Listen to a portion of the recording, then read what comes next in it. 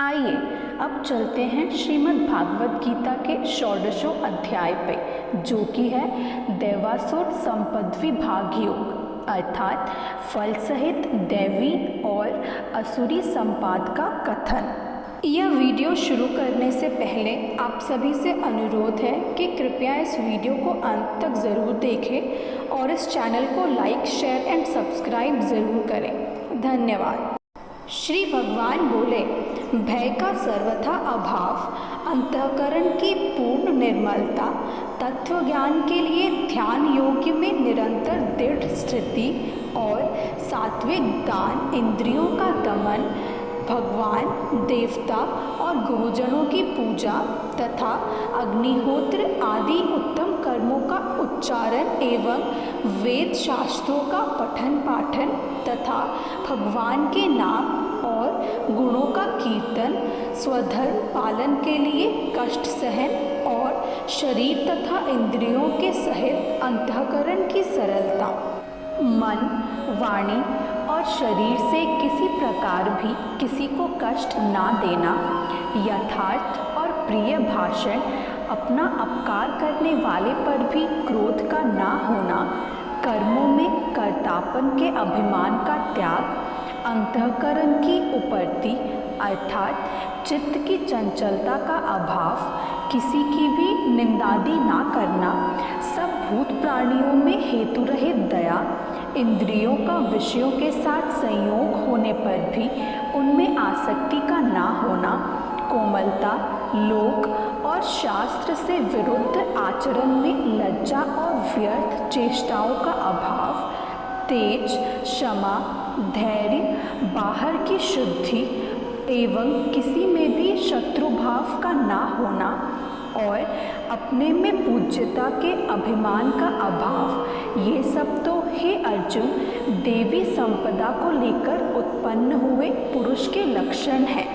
हे पार्थ, दम, घमंड और अभिमान तथा क्रोध, कठोरता और अज्ञान भी ये सब असुरी संपदा को लेकर उत्पन्न हुए पुरुष के लक्षण हैं। दैवी संपदा मुक्ति के लिए और आसुरी संपदा बांधने के लिए मानी गई है। इसलिए हे अर्जुन, तू शोक मत कर, क्योंकि तू दैवी संपदा को लेकर उत्पन्न हुआ है।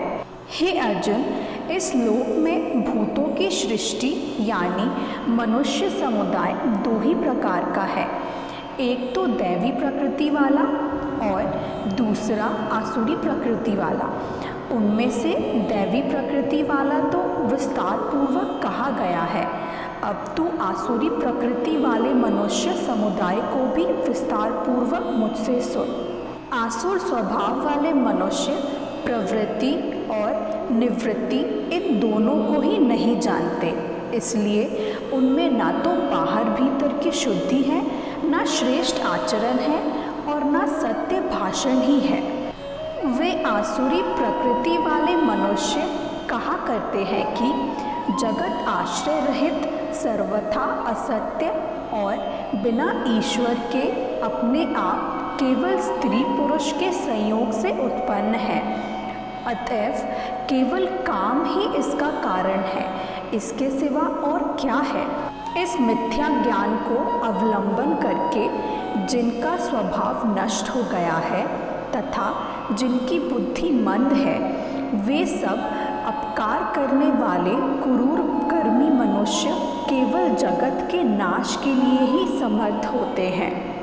वे दम, मान और मद से युक्त मनुष्य किसी प्रकार भी पूर्ण ना होने वाले कामनाओं का आश्रय लेकर अज्ञान से मिथ्या सिद्धांत को ग्रहण करके भ्रष्ट आचरणों को धारण करके संसार में विचरते हैं तथा वे मृत्यु पर्यंत रहने वाली असंख्य चिंताओं का आश्रय लेने वाले, विषय भोगों के भोगने में तत्पर रहने वाले और इतना ही सुख है इस प्रकार मानने वाले होते हैं।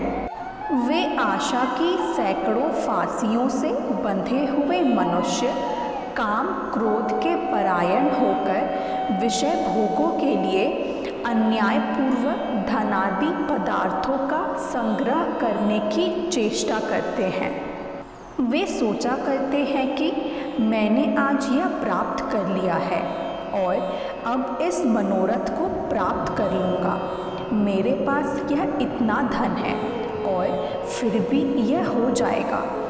वह शत्रु मेरे द्वारा मारा गया है और उन दूसरे शत्रुओं को भी मैं मार डालूँगा।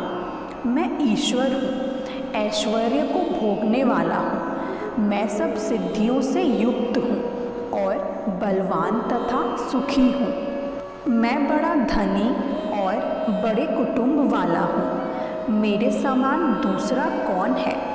मैं यज्ञ करूँगा, दान दूँगा और आमोद प्रमोद करूँगा।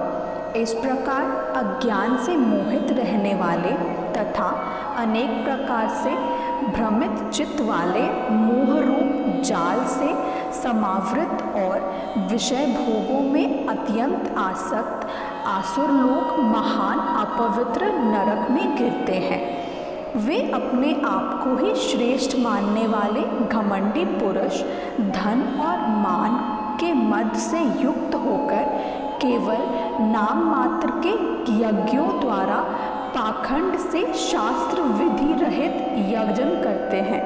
वे अहंकार, बल, घमंड, कामना और क्रोधादि के परायण और दूसरों की निंदा करने वाले पुरुष अपने और दूसरों के शरीर में स्थित मुझ अंतर्यामी से द्वेष करने वाले होते हैं। उन द्वेष करने वाले पापचारी और कुकर्मी नराधर्मों को मैं संसार में बार बार आसुरी योनियों में ही डालता हूँ। हे अर्जुन, वे मूढ़ मुझको ना प्राप्त होकर ही जन्म जन्म में आसुरी योनि को प्राप्त होते हैं, फिर उससे भी अति नीच गति को ही प्राप्त होते हैं, अर्थात घोर नरकों को पड़ते हैं। काम, क्रोध तथा लोभ ये 3 प्रकार के नरक के द्वार आत्मा का नाश करने वाले अर्थात उसको अधोगति में ले जाने वाले हैं। अतएव इन तीनों को त्याग देना चाहिए। हे अर्जुन, इन तीनों नरक के द्वारों से मुक्त पुरुष अपने कल्याण का आचरण करता है। इससे वह परम गति को जाता है, अर्थात मुझको प्राप्त होता है। जो पुरुष शास्त्र विधि को त्याग कर अपनी इच्छा से मनमाना आचरण करता है, वह ना सिद्धि को प्राप्त होता है और ना परम गति को और ना सुख को ही। इससे तेरे लिए इस कर्तव्य और अकर्तव्य की व्यवस्था में शास्त्र ही प्रमाण है। ऐसा जानकर तू शास्त्र विधि से नियत कर्म ही करने योग्य है। इसी से श्रीमद् भागवत गीता के 14वें अध्याय की समाप्ति होती है। आशा करती हूँ कि यह वीडियो आप सभी को पसंद आया होगा। कृपया करके इस चैनल को लाइक, शेयर एंड सब्सक्राइब ज़रूर करें। धन्यवाद।